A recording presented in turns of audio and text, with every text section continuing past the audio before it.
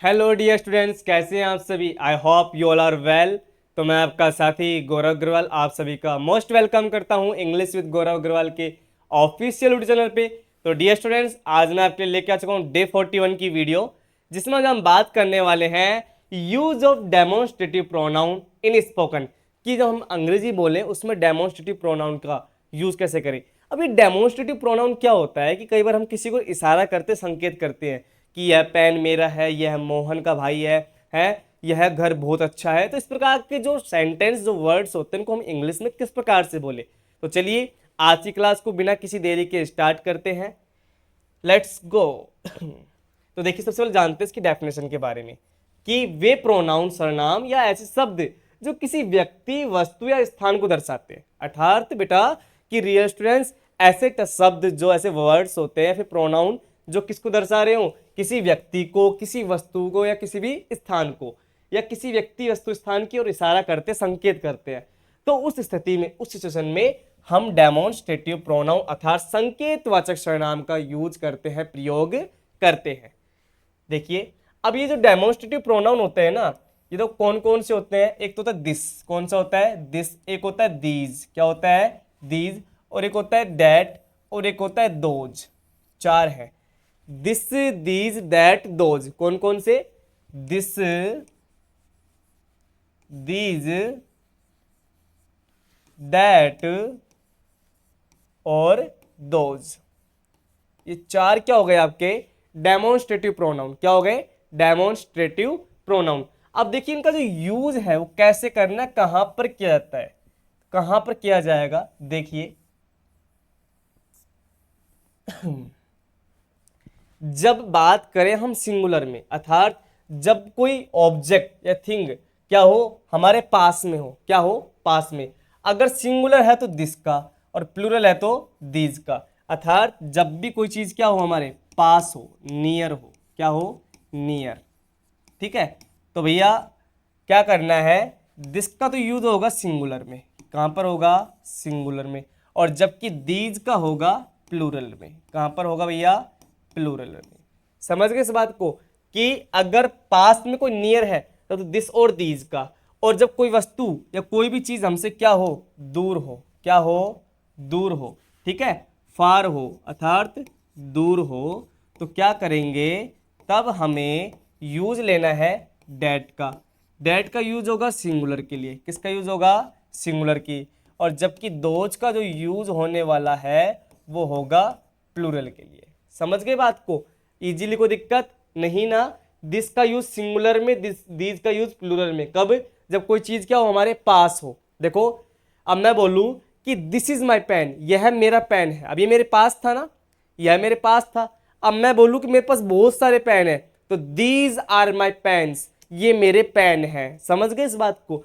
अब दैट और दोज है। अब दैट यानी कि दैट इज माई पेन, वह मेरा पेन है। ठीक है, दोज आर माई पेन्स, वो मेरे क्या है, पेन है। वो चीज मेरे से क्या वो दूर हो गई, थोड़ी दूर थी, अब ये मेरे पास थी, तो मैंने समझा दिया इस चीज को। समझ गए, ठीक है। आगे देखिए, अब इनका यूज कैसे करते हैं। अगर हम बात करें प्रेजेंट में, किसकी बात करें, प्रेजेंट में, तो प्रेजेंट में यूज होता है इजका और आर का। किसका यूज होगा डियर स्टूडेंट्स, इजका और आर का। जबकि पास्ट में यूज होने वाला है वाज या वर का। किसका डियर स्टूडेंट्स, वाज या वर का। और फ्यूचर में विल बी का, फ्यूचर में विल बी का। जैसे एग्जाम्पल समझते हैं कि this is my pen, this is my pen, कि यह मेरा पेन है। अब मैं पास्ट में चल जाऊं, अब मैं बोलूं कि दिस वॉज माई पेन, कि यह मेरा पेन था, यह मेरा पेन था। अब मैं चल जाऊं फ्यूचर में, अब मैं बोलूं कि this will be my pen, कि यह मेरा पेन होगा।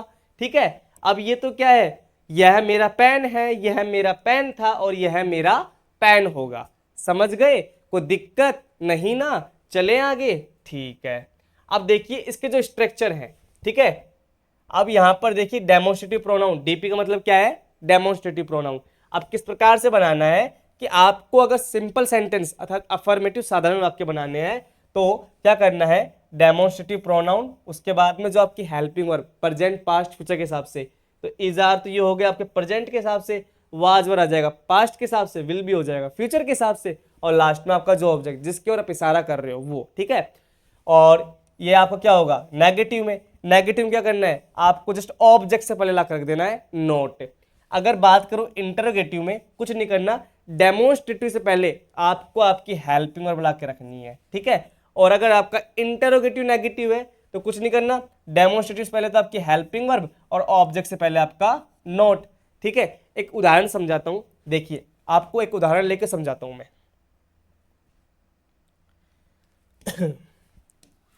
जैसे मैंने बोला कि यह मेरी किताब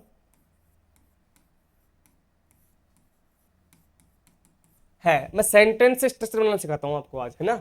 यह मेरी किताब है, तो इसका क्या बनेगा, दिस इज माई बुक। अब देखो तो ये दिस तो क्या है आपका डेमोन्स्ट्रेटिव प्रोनाउन, ठीक है सर। इज क्या हो गई आपकी हेल्पिंग वर्ब, और ये जो माई बुक है ये क्या हो गया आपका ऑब्जेक्ट। अब बताइए कोई दिक्कत आई, अब मैं बोलता कि यह मेरी किताब नहीं है तो क्या होता, this is not my book, कि यह मेरी किताब नहीं है।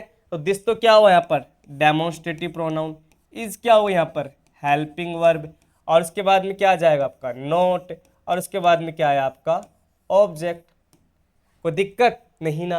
अब मैं बोलूं कि क्या यह मेरी किताब है तो क्या होगा, इज दिस माई बुक। अब फॉर्मेट बनाइए कि भैया हेल्पिंग वर्ब प्लस में डेमोन्स्ट्रेटिव प्रोनाउन प्लस में ऑब्जेक्ट और प्लस में क्वेश्चन मार्क। तो भैया पहला सेंटेंस तो ये क्रिएट हुआ, दूसरा ये क्रिएट हुआ, तीसरा ये क्रिएट हुआ। अब चौथे के लिए हम यहाँ कर देते हैं कि भैया क्या यह मेरी किताब नहीं है, क्या यह मेरी किताब नहीं है। तो भैया क्या बनेगा इसका, is this not my book, और लास्ट में छोटा सा प्यारा सा क्वेश्चन मार्क। अब क्या हुआ इसका फॉर्मूला बनाइए, structure helping verb demonstrative pronoun, उसके बाद में क्या होगा आपका सब्जेक्ट, सब्जेक्ट नहीं आता इसमें, ठीक है ध्यान देना इस चीज़ को ना, ये चीज़ टेंस में चलती है। अब उसके बाद में नॉट, उसके बाद में ऑब्जेक्ट, और उसके बाद में क्वेश्चन मार्क, उसके बाद में question mark. Helping verb demonstrative pronoun not object और क्वेश्चन मार्क। तो बड़े सिंपल वे में समझ में आ गया, कोई दिक्कत नहीं ना। अब मैं बोलता कि यह मेरी किताब थी तो this was my book, this was not my book, is वो was this my book, was this not my book. अब मैं बोल लूँ कि यह मेरी किताब होगी, यह मेरी किताब होगी, तो this will be my book, this will not be my book. अब जो नोट है ना यहाँ पर विल बी में नहीं, विल बी में क्या लगेगा नोट के जो विल है और बी है, विल और बी है इसके बीच में लग जाएगा, will not be my book, ठीक है। तो इस प्रकार से आपको करना है कि will this be my book, will this be my book, will this not be my book. तो इस प्रकार से आपको कर देना है, ठीक है। देखो इसमें उदाहरण दे रखा है, यह गाय है, this is a cow, this is a cow, यह गाय है, यह गाय नहीं है, this is not a cow, क्या यह गाय है, इज दिस ए काउ, क्या यह गाय नहीं है, is this not a cow, ठीक है। तो बड़ा सिंपल था, कोई दिक्कत नहीं ना। चलो एक उदाहरण ले लेते हैं हम पास्ट का। यह घर था, यह घर था।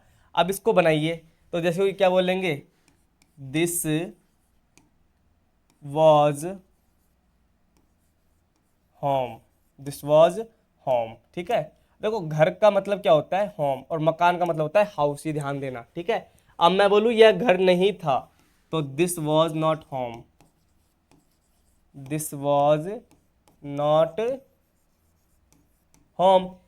क्या यह घर था, वॉज दिस होम, और लास्ट में क्वेश्चन मार्क।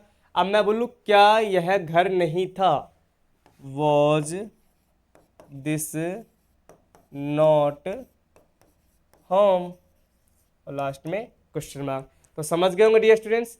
अब बात करते हैं कुछ आपके होमवर्क के लिए। ये मैंने कुछ दे रखे हैं, वह किताब है, ये मेरे जूते हैं, वे आम के पेड़ हैं, यह मेरी पुरानी पुस्तक है। क्या यह तुम्हारा कमरा था, क्या वह मोबाइल था, ये मेरे कपड़े नहीं हैं, यह मेरा दोस्त था। वह लाल किला नहीं है, यह बहुत मज़ेदार है, यह मेरी बहन की अंगूठी थी। क्या वह तुम्हारा घर था। तो ये मैंने 12 सेंटेंस दिए हैं। तो 12 में से आपको किन्हीं 6 सेंटेंस को तो क्या करना है, अफर्मेटिव में और नेगेटिव में करना है, ठीक है। और किन्हीं 6 सेंटेंस को इंटरोगेटिव और इंटरोगेटिव नेगेटिव में करना है, ये आपका वर्क है। तो ठीक है, तो यानी कि कितने हो गए, 12 12 24 सेंटेंस। ये आपको कमेंट सेक्शन में एज ए होमवर्क के रूप में आपको डालने हैं, कमेंट करने हैं, ठीक है डियर स्टूडेंट्स। और यदि आप चैनल पे न्यू है तो सबसे चैनल को क्या करना है, सबसे पहले सब्सक्राइब कीजिए, बेल आइकन के बटन को प्रेस कीजिए ताकि आगे आने वाले जितनी वीडियोस की नोटिफिकेशन आपको टाइम पे मिल जाए।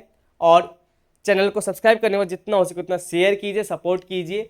और किन्हीं अपने 5 फ्रेंड्स को, अपने रिलेटिव्स को अपने ग्रुप्स में ज़रूर शेयर करना ताकि उनको भी नॉलेज मिल सके। तो डियर स्टूडेंट्स, मिलते हैं आगे डे नेक्स्ट की वीडियो में। तब तक के लिए जय हिंद, जय भारत। अपना ध्यान रखिए, be stay happy and keep smiling. Thank you.